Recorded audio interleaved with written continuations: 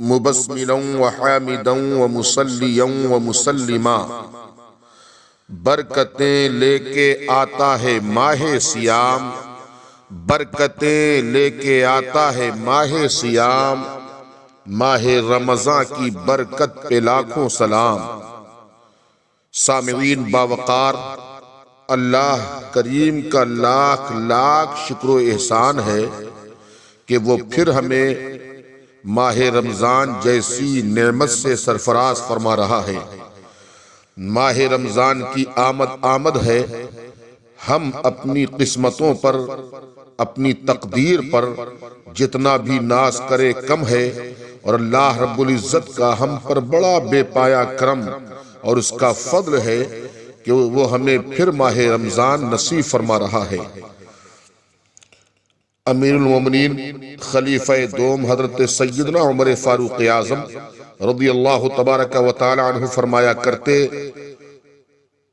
اس مہینے کو خوش آمدید ہے جو ہمیں پاک کرنے والا ہے، پورا رمضان خیر ہی خیر ہے، دن کا روزہ ہو یا رات کا قیام، اس مہینے میں خرچ کرنا جہاد میں خرچ کرنے کا درجہ رکھتا ہے۔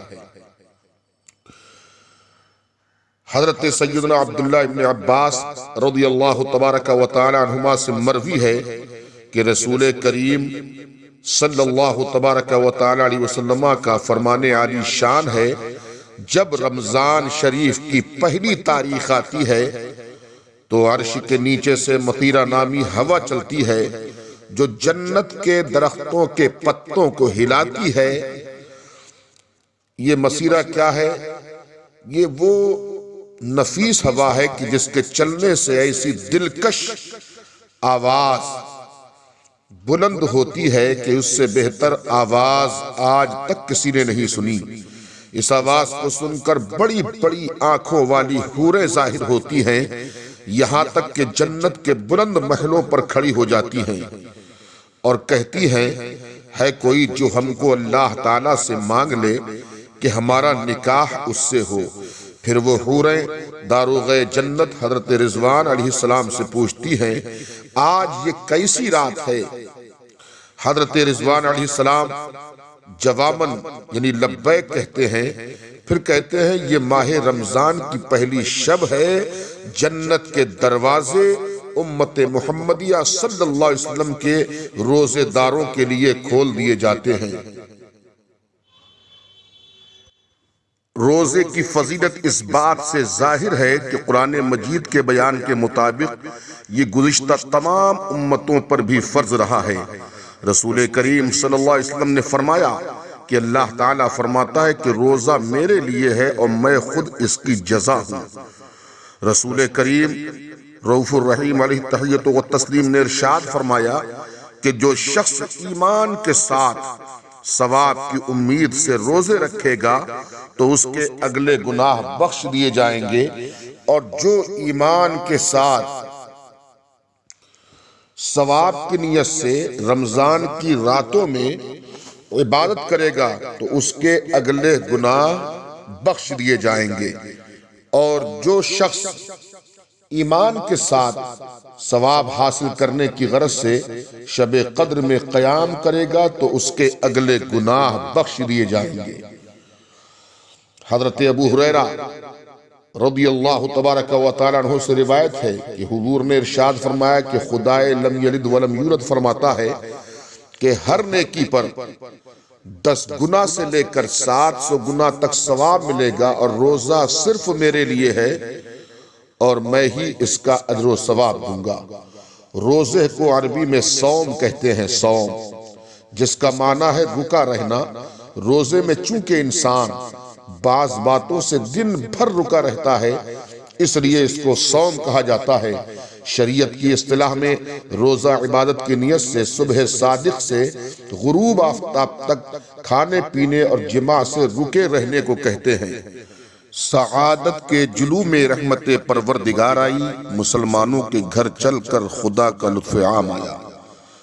روزہ فرض الہی ہے، ہر مسلمان عاقل و بالغ مرد و عورت پر رمضان شریف کے روزے فرض ہیں۔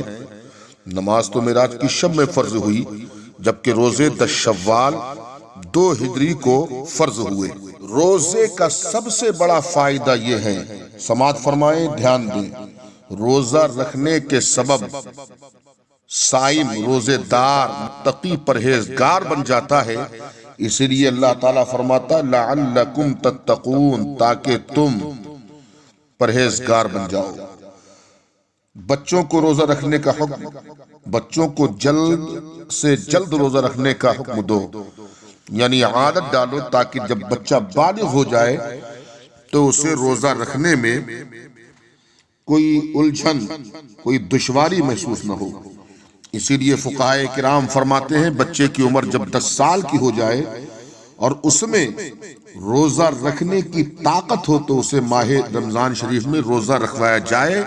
اگر طاقت ہوتے ہوئے بچہ روزہ نہ رکھے تو مار کر روزہ رکھوائے، سمجھے؟ رمضان شریف کو پہچانو۔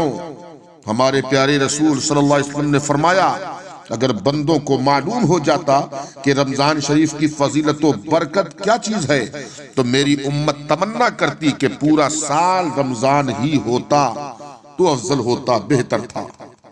دھیان دیجئے اور رمضان شریف کی اہمیت کو سمجھیے۔ رمضان ابر رحمت ہے۔ کعبہ شریف اللہ تعالیٰ کا پیارا گھر مسلمان کو بلا کر دیتا ہے، بلا کر، جیسے کنواں کے اس کے پاس جائے تو پانی ملتا ہے، اور رمضان شریف ابر رحمت ہے، یعنی رمضان خود ہی آ کر برستا ہے اور سیراب کر دیتا ہے۔ حضرت ابن عمر رضی اللہ تبارک و تعالی عنہ سے روایت ہے کہ اللہ کے رسول نے فرمایا جنت ابتدائے سال سے آئندہ سال تک رمضان شریف کے لیے سجائی جاتی ہے۔ سبحان اللہ۔ رمضان شریف میں آسمانوں کے دروازے کھول دیے جاتے ہیں۔ جب رمضان آتا ہے تو آسمان کے دروازے کھول دیے جاتے ہیں، یہ روایت ہے۔ دوسری روایت میں آیا ہے کہ جنت کے دروازے کھول دیے جاتے ہیں۔ ایک اور روایت اس میں یہ آیا ہے کہ رحمت کے دروازے کھول دیے جاتے ہیں اور جہنم کے دروازے بند کر دیے جاتے ہیں اور شیاطین زنجیروں میں باندھ دیے جاتے ہیں۔ حضرت عبداللہ ابن عباس رضی اللہ تبارک و تعالی عنہ فرماتے ہیں کہ جب رمضان شریف کا مہینہ آتا تو رسول کریم صلی اللہ علیہ وسلم تمام قیدیوں کو آزاد فرما دیتے اور ہر سائل مانگنے والے کو عطا فرماتے۔ اے ایمان والو، سنی بھائیو، رمضان شریف میں ہمارے نبی قاسم نعمت مصطفیٰ جان رحمت صلی اللہ علیہ وسلم تمام قیدیوں کو آزاد فرما دیتے تھے۔ تو ہم بھی آج نہ جانے کتنے غم، علم اور مصیبت و بیماری کے قیدی بنے ہوئے ہیں، دشمنوں کے نرغے میں پھنسے ہوئے ہیں۔ آؤ اپنے مختار نبی کریم صلی اللہ علیہ وسلم کی بارگاہ کرم میں، اپنے مختار آقا صلی اللہ علیہ وسلم کی بارگاہ کرم میں اس ماہ مبارک رمضان شریف میں عرض کریں کہ آقا، کل کے قیدیوں کو آپ نے آزاد کیا تھا، ہم بھی زمانے کے ستم کے قیدی بن چکے ہیں، ایک نگاہ کرم ڈال دیں آقا اور قید غم سے آزاد فرما دیں، یقیناً کرم ہوگا اور آزادی نصیب ہوگی۔ اور دوسری بات یہ ہے کہ صحابہ کرام رضوان اللہ علیہم اجمعین میرے آقا سے جو بھی مانگتے تھے ہمارے حضور مانگنے والے کو عطا فرماتے تھے۔ معلوم ہوا کہ سرکار کریم صلی اللہ علیہ وسلم سے مانگنا صحابہ کرام کی سنت ہے، اور نبی سے مانگنے کو شرک و بدعت سمجھنا، شرک و بدعت کہنا، یہ بے ایمان وہابیوں دیوبندیوں کی گندی طبیعت ہے۔ اسی لیے ہم ایمان والے آقا کریم صلی اللہ علیہ وسلم سے مانگتے تھے اور مانگتے رہیں گے انشاءاللہ، اور اللہ تعالیٰ کی دین، اللہ تعالیٰ کی عطا سے ہمارے نبی دیتے تھے، دیتے ہیں اور دیتے رہیں گے۔ کیا خوب فرمایا میرے رضا اچھے رضا نے، کون دیتا ہے دینے کو منہ چاہیے، دینے والا ہے سچا ہمارا نبی۔ قیامت میں رمضان اور قرآن روزے دار کی شفاعت کریں گے۔ رمضان اللہ تعالیٰ کی بارگاہ میں کہے گا یا اللہ، میں نے اسے دن میں کھانے پینے سے روکے رکھا تھا، اور قرآن عرض کرے گا اے رب کریم، میں اسے رات میں تلاوت قرآن یعنی تراویح کے ذریعے سونے سے روکے رکھا تھا، اللہ تعالیٰ رمضان اور قرآن کی شفاعت قبول کرے گا اور روزے دار کو بخش کر جنت عطا فرمائے گا۔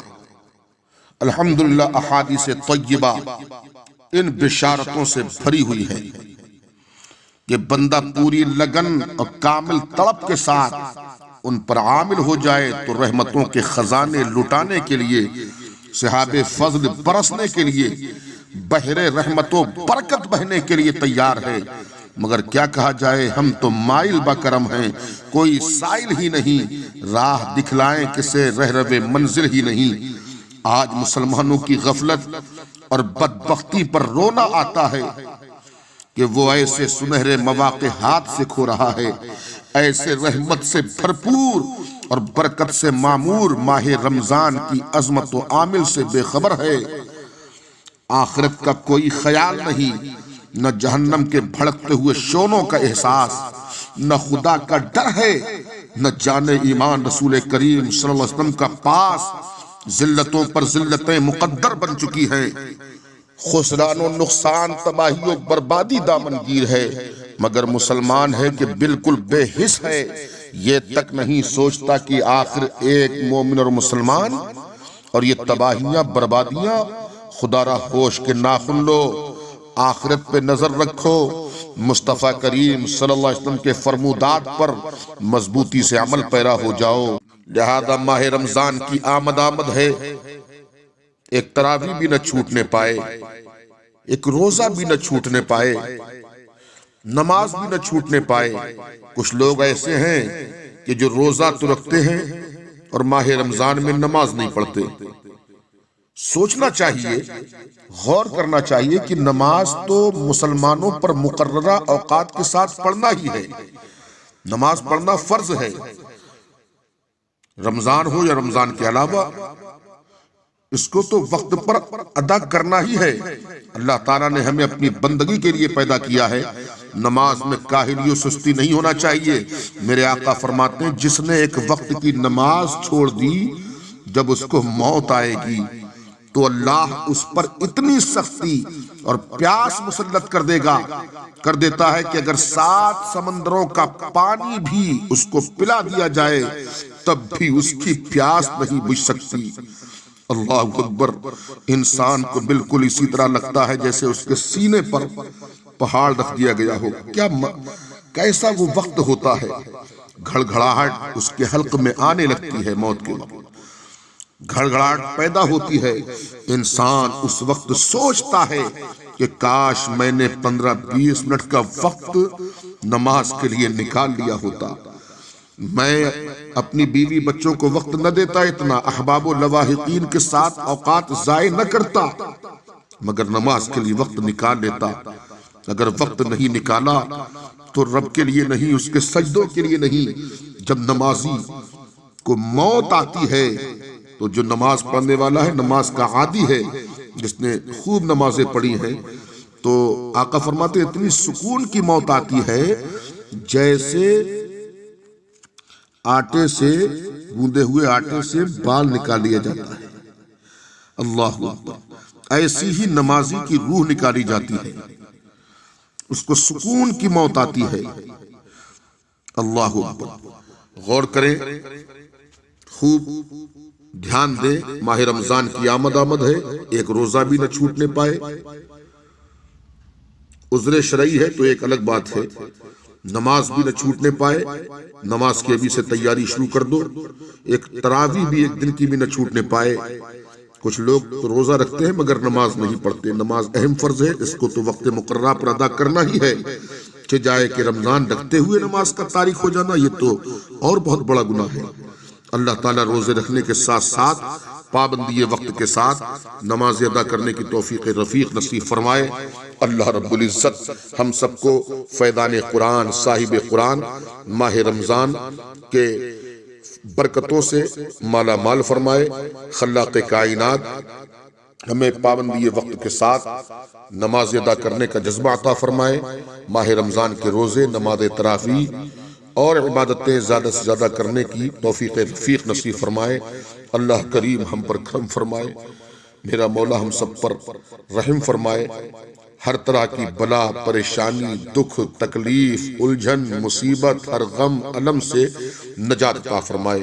استغفر اللہ ربی من کل ذنب مجھے بھی اہل محشر دیکھ کر اختر کہیں گے، غلام با وفا آیا، غلام با وفا آیا، امام احمد رضا خان کا